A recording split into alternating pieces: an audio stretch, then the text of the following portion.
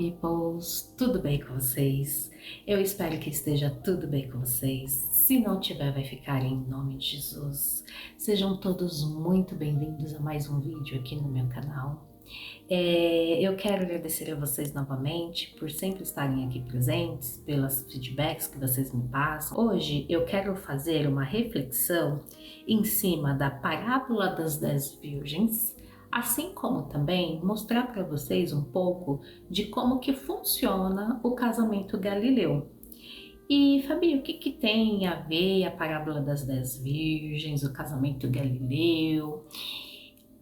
O que tem a ver na realidade é que você tendo, eu sempre falo, às vezes, para você entender melhor a Bíblia, é muito importante a gente conhecer um pouco da cultura da época, né? Dos livros que você for lendo a Bíblia.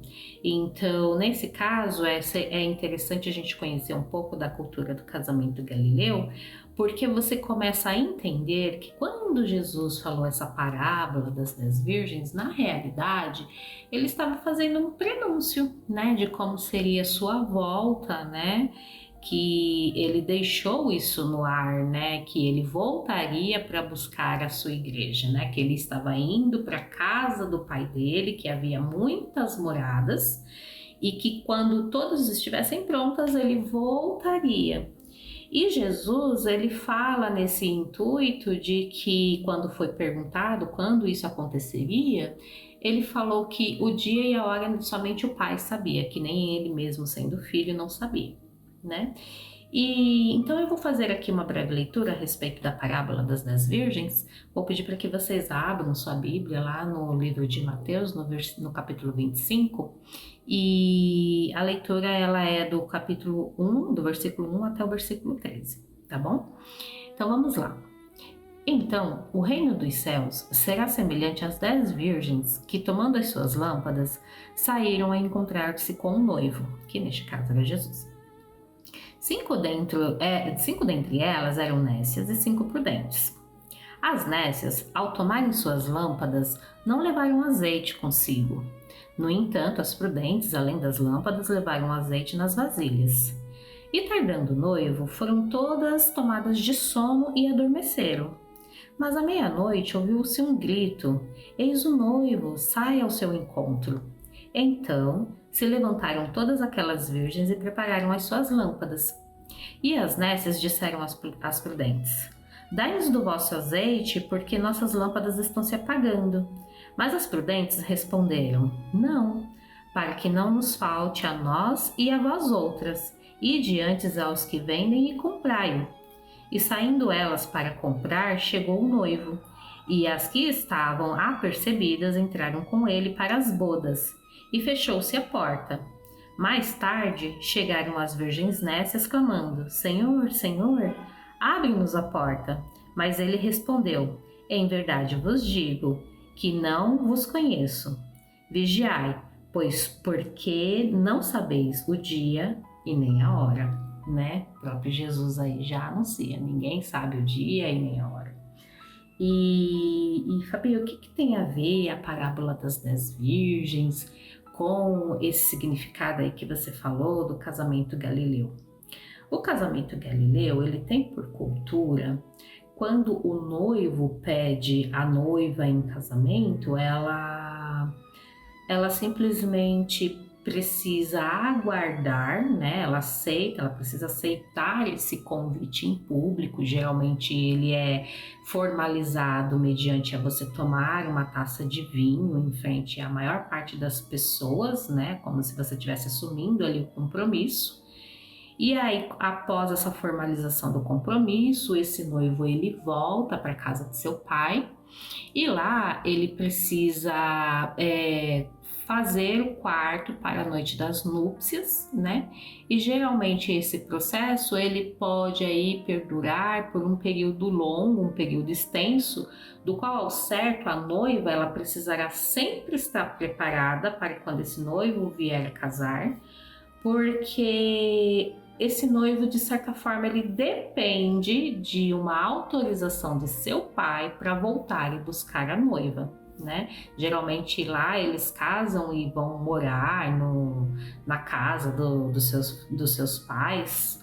E esse noivo ele precisa fazer, né, aí esse quarto, ele precisa ajeitar esse quarto e ele precisa aí de uma autorização de seu pai para poder voltar e buscar a sua noiva e aí sim formalizar o casamento.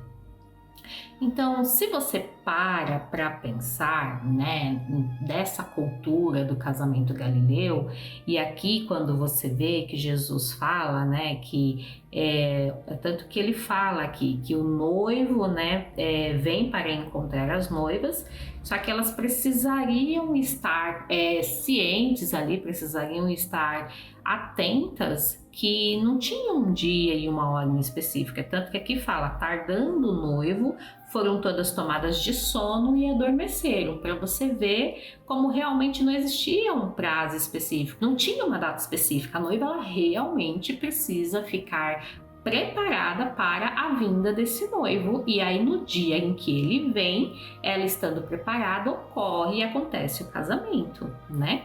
Então aqui Jesus ele estava fazendo uma alusão da sua volta, né, para buscar a igreja. Então quem que é o noivo nos dias de hoje? O noivo nos dias de hoje é Jesus.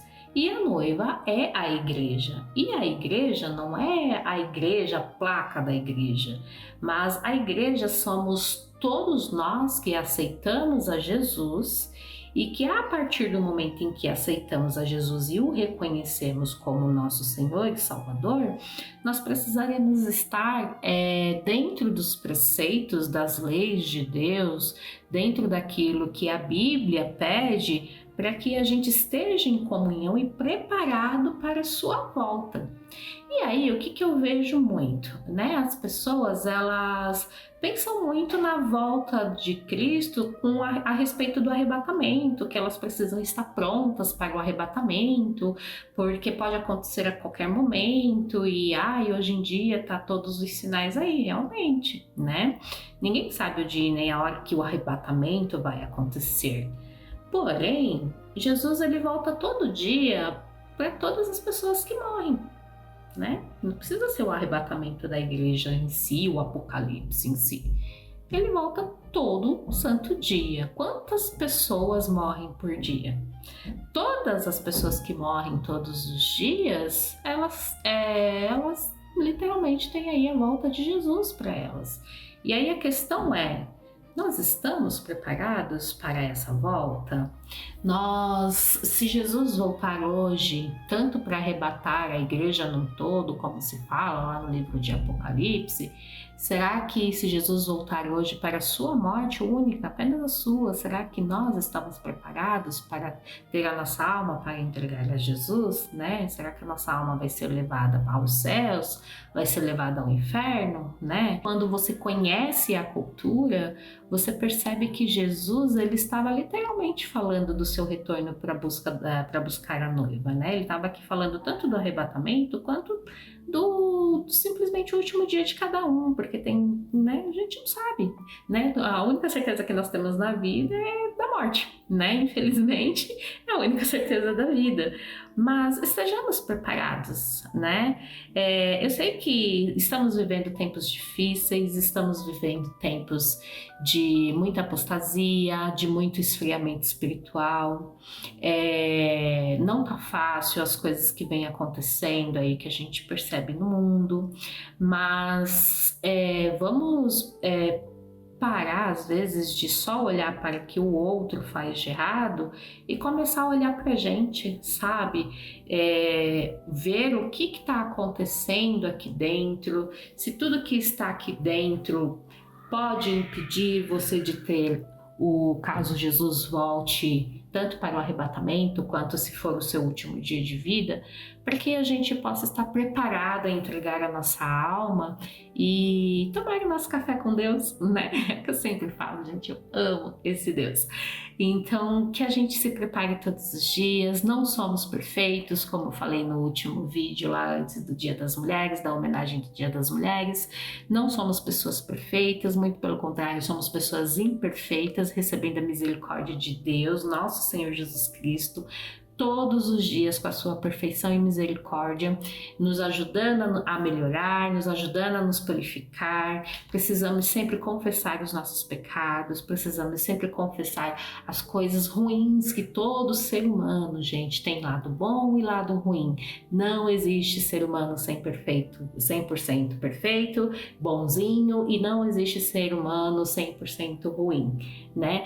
Mas o importante é a gente se autoconhecer ao máximo possível e a gente estar preparado aí para a volta do Senhor, tá bom? Ele traz muita força para você conseguir lutar pelos seus objetivos, conseguir passar pelas suas lutas, pelos seus desertos que todos nós temos, e isso, é claro, não vai dar pra gente o direito de errar ou de fazer coisas que não estão dentro dos preceitos de Deus, mas com certeza vai ajudar você a tomar decisões assertivas, tá bom?